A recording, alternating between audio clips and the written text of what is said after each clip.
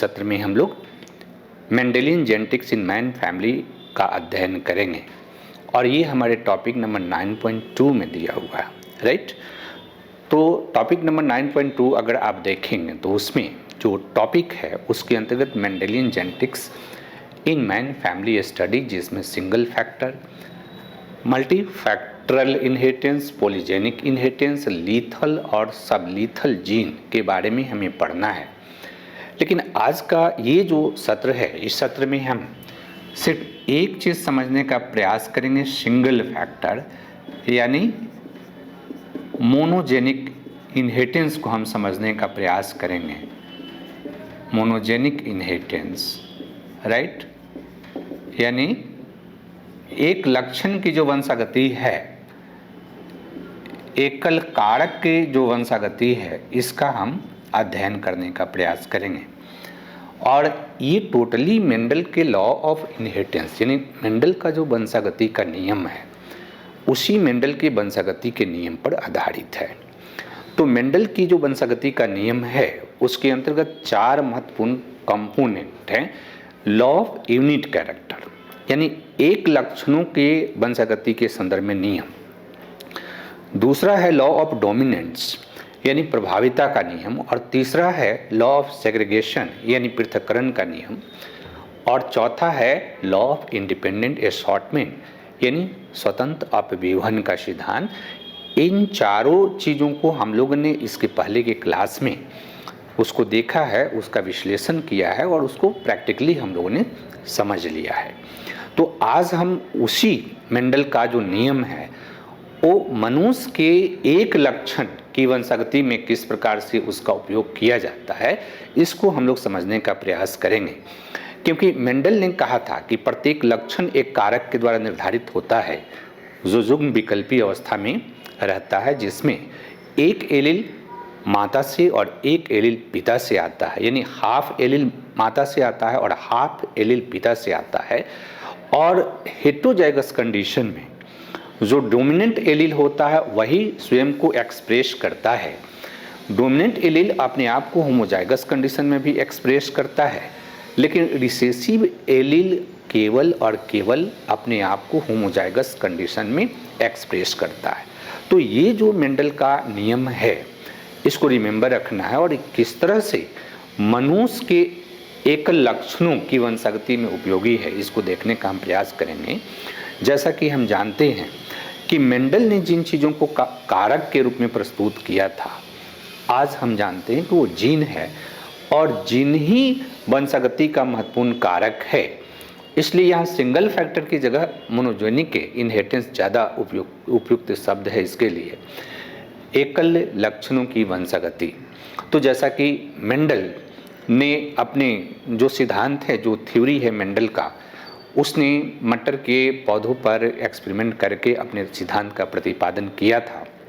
लेकिन चूंकि मनुष्य पर उस तरह का एक्सपेरिमेंट नहीं किया जा सकता है, तो मनुष्य के संदर्भ में जब वे मेंडेलियन जेनेटिक्स को पढ़ते हैं तो कुछ हम उदाहरणों के माध्यम से इसको समझने का प्रयास करते हैं। और मनुष्य के संदर्भ में जो मूल बात ये है कि जब वे मेंडेलियन लक्षणों की वंशागति मानव के संदर्भ में हम देखते हैं तो एक बेसिक चीज़ आपको ध्यान में रखना है कि वंशागति का जो महत्वपूर्ण कारक है वो जीन है।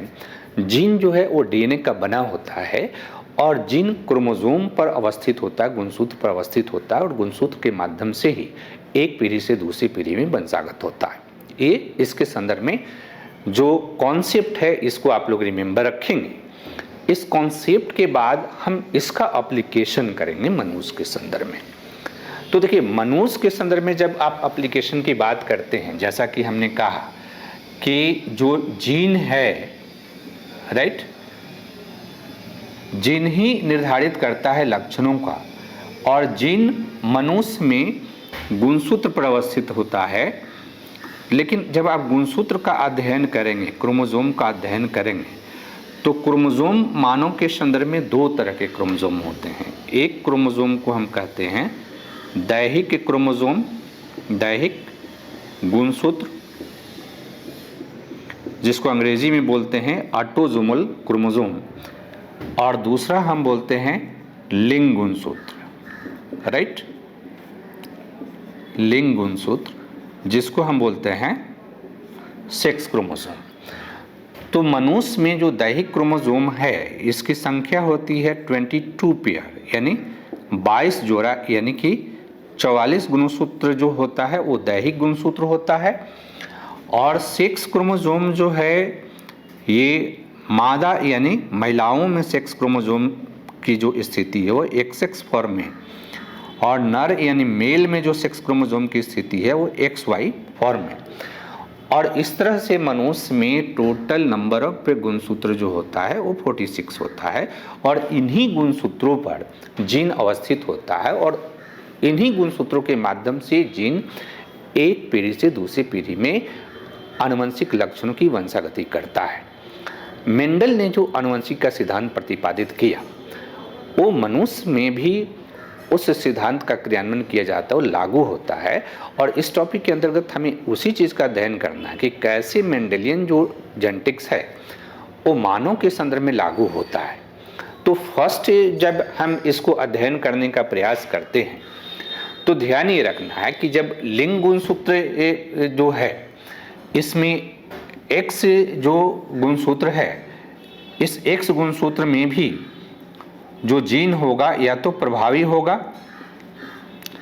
या अप्रभावी होगा, डोमिनेंट होगा या रिसेसिव होगा।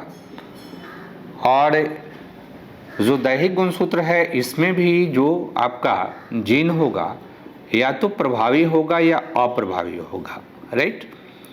तो मेंडेलियन जो जेनेटिक्स आप अध्ययन कर रहे हैं, मेंडल के नियम का अध्ययन कर रहे हैं, तो मेंडल के जो law of unit character, law of dominance, law of segregation, जो तीनों की चर्चा हम लोगों ने पहले भी की है, ये तीनों मानव के संदर्भ में लागू होता है। मानव में इसका उपयोग करके किसी लक्षण की वंशागति का अध्ययन हम कर लेते हैं।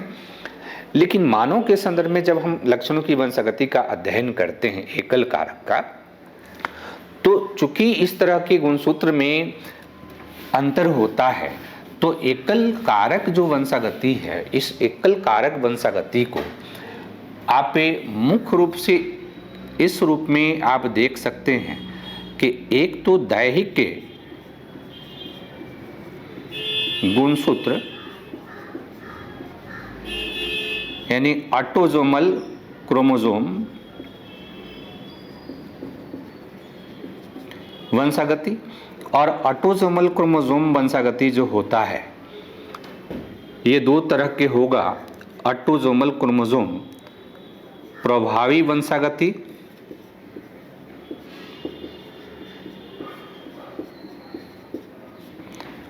एवं अप्रभावी वंशागति, अप्रभावी वंशागति, राइट, ये आपको ध्यान में रखना है।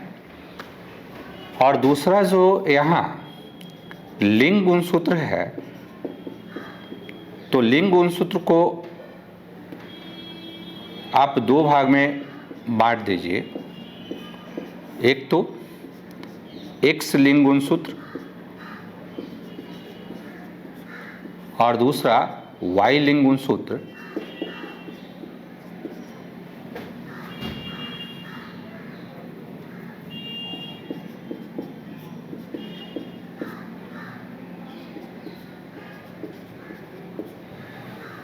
और जो X लिंग गुणसूत्र है ये प्रभावी यानी डोमिनेंट और अप्रभावी दोनों होगा, रिसेसिव भी होगा, डोमिनेंट भी होगा। और चूंकि हम वंशागति को मानव में समझने का प्रयास करते हैं, मेंडल की वंशागति को, तो ध्यान ये रखना है कि मेंडल में जो मेंडेलियन जेनेटिक्स का मानव के संदर्भ में वंशागति होता है, ये 5 इम्पॉर्टेंट रूपों में आप देख सकते हैं। चूँकि वाई लिंगसूत्र केवल एक होता है और वह हेमिजाइगस कंडीशन में होता है, तो वह प्रभावी अप्रभावी उस पर जीन नहीं होते हैं, लेकिन वो आमतौर पर मेंडेलियन लॉ ऑफ इनहेरिटेंस को फॉलो करता है। तो जब फॉलो करता है तो इसको देखने के लिए एक हमें इम्पॉर्टेंट चीज़ क्या करना है कि प्रत्येक के लिए एक एग्जाम्पल आपको याद रखना है, और ये एग्जाम्पल हम कुछ आनुवंशिक बीमारियों के रूप में लेते हैं। जैसे एक बीमारी है हंटिंगटन, राइट, इसको हंटिंगटन कोरिया भी बोलते हैं। ये बीमारी ऑटोसोमल क्रोमोसोम पर जब डोमिनेंट जीन अवस्थित होता है उसके कारण यह बीमारी मनुष्य में उत्पन्न होता है। तो इसकी वंशागति किस प्रकार से होगी इसको हम देखेंगे।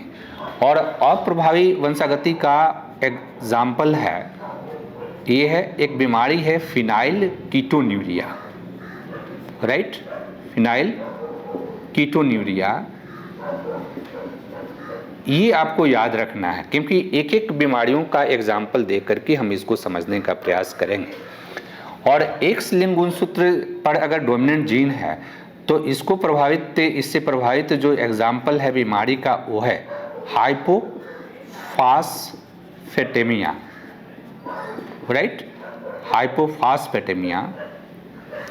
और अप्रभावी जो बीमारी है यानी अप्रभावी जीन के कारण जो बीमारी उत्पन्न होती है उसमें एक प्रमुख है हीमोफीलिया, राइट, जिसके बारे में अधिकांश लोग जीएस में भी परिचित रहते हैं। और वाई लिंगोसूत्र पर बहुत ही कम लक्षण होते हैं, लेकिन एक इस पे लक्षण महत्वपूर्ण है जिसका अध्ययन किया गया, हाइपर ट्राइकोसिस, जो कि कान पर बाल होता है तो उसको लक्षण को हम हाइपर ट्राइकोसिस कहते हैं। तो ये हमारे सामने 5 महत्वपूर्ण एग्जाम्पल हो गए।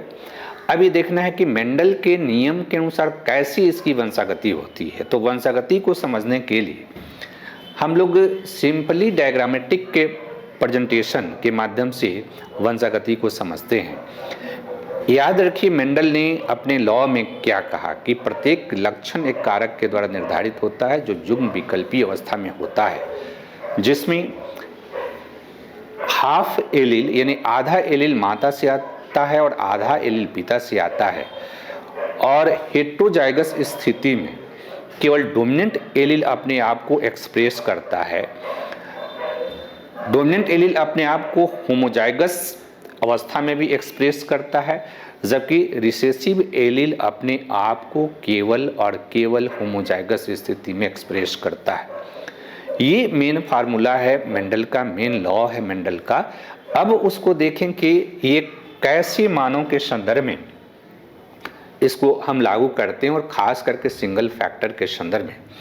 तो पहला इम्पॉर्टेंट चीज़ है कि अगर आप इस चीज़ को देखें तो आप मान लीजिए, हम यहाँ मान लेते हैं, एक सपोज करते हैं कि जो ए साइन है, ये साइन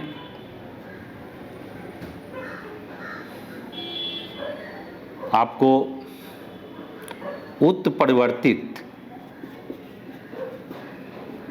जीन के लिए है और ए जो है ये सामान्य जीन के लिए है,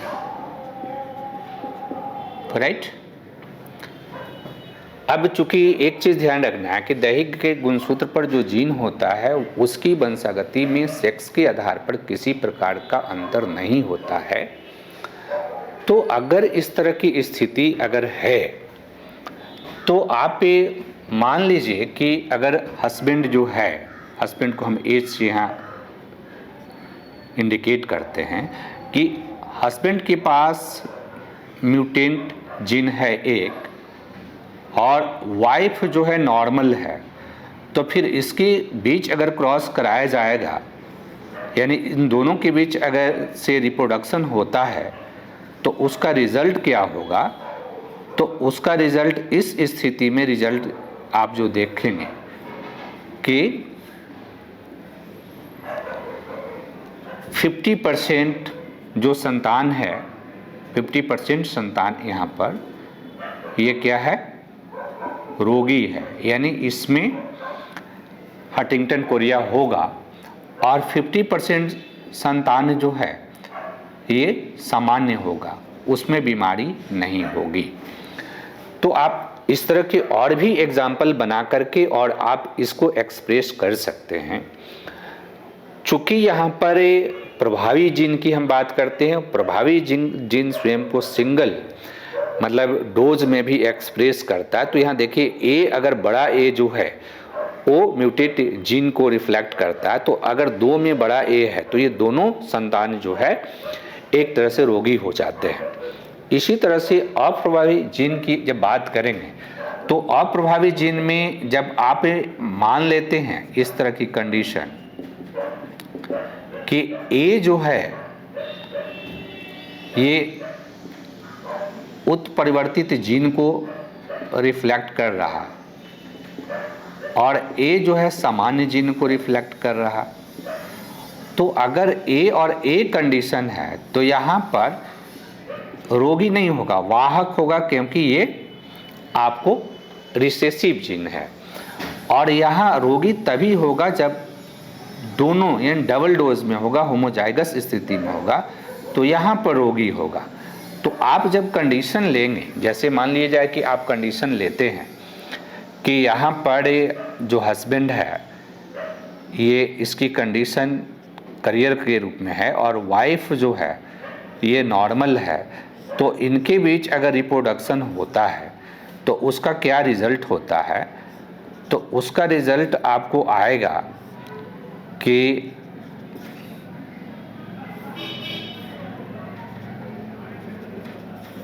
%50 जो संतान है ये वाहक है और 50% सामान्य है, राइट। ये बात आपको ध्यान में रखना कि 50% संतान यहाँ पर वाहक है और 50% संतान यहाँ पर नॉर्मल है। तो चूंकि ये एक रिसेसिव जीन है और जब भी आप रिसेसिव जीन के इनहेरिटेंस को अगर मेंडेलियन लॉ के अकॉर्डिंग समझने का प्रयास करेंगे तो उसकी वंशागति इस तरह से होगी। इसी प्रकार से अगर आप पे एक्स क्रोमोसोम की बात करें तो यहाँ ध्यान ये रखना है कि एक्स क्रोमोसोम पर जो जीन होगा उसकी वंशागति सेक्स के आधार पर अंतर प्रस्तुत करेगा। तो यहाँ पर अगर आप ये लेते हैं कि यहाँ पर जो ये व्यक्ति है खास करके फीमेल है, तो ये फीमेल रोगी है, हेटेरोजाइगस रोगी है, और मेल जो है यहाँ नॉर्मल है, यानी उसका हस्बैंड समान है। तो चूंकि यहाँ ध्यान रखना है यहाँ ये भी कि ये प्रभावी जीन है, तो ये सिंगल डोज में भी अपने आप को एक्सप्रेस करेगा। तो अगर दोनों के बीच अगर रिप्रोडक्शन होता है, यानी कि हस्बैंड जो है नॉर्मल है और वाइफ जो है रोगी है, तो उसका क्या रिजल्ट होता है बच्चों पर, राइट। तो बच्चों पर जो इसका रिजल्ट होगा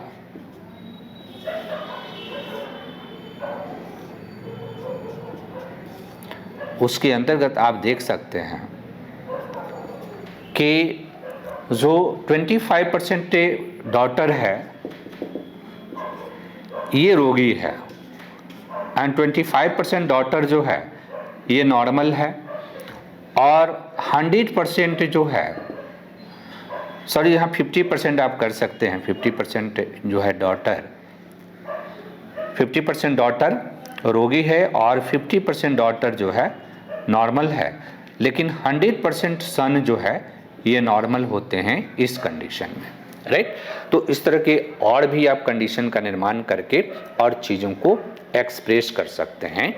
इसी तरह से अप्रभावी अगर जीन है एक्स क्रोमोसोम पर, जिसका एग्जाम्पल हम लोगों ने हीमोफीलिया लिया है, तो अगर ऐसा कंडीशन है तो फिर ये वाहक होगी, और मेल में अगर ऐसा कंडीशन होगा तो ये रोगी होगा। और अगर इस तरह के लोग आपस में मैरिज करते हैं, एक वाहक यानी जो वाइफ है वो वाहक है और हस्बैंड जो है वो रोगी है, तो इसका रिजल्ट क्या होगा कि आप रिजल्ट बनाकर देख सकते हैं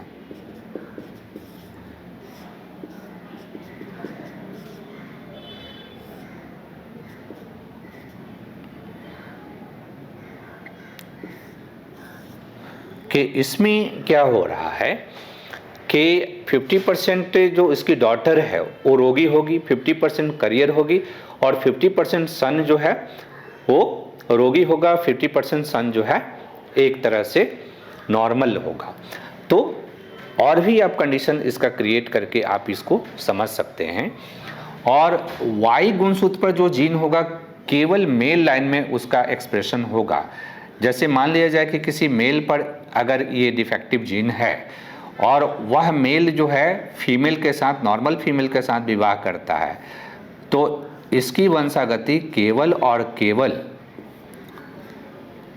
लड़कों में होगी, लड़कियों में इसकी वंशागति नहीं होगी, राइट। तो इस तरह से आप देखते हैं कि मेंडल का जो नियम है वह नियम मानव के संदर्भ में भी उपयोगी है। और मानव में अगर आप वंशागति को समझने का प्रयास करें तो इस तरह के चीज़ों को आप दिखा सकते हैं और इसके माध्यम से इसको प्रस्तुत कर सकते हैं।